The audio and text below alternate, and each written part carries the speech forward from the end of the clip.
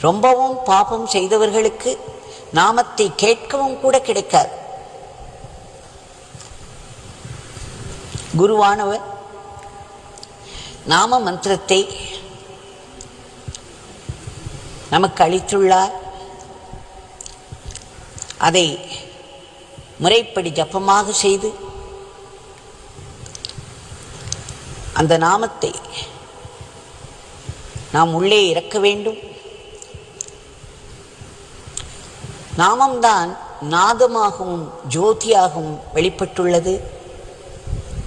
நாம் நாமத்தை சொல்ல சொல்ல அந்த சப்த பிரம்மமானது பலவிதங்களில் வெளிப்பட்டு வரும். அது ஜோதியாகவும் வெளிப்பட்டு வரும். நாதமும் ஜோதியும் சேர்ந்ததுதான் நாமம். அது நம்முடைய ஹிருதயத்தில் பலவிதங்களில் வெளிப்படும். அதன் இறுதியில்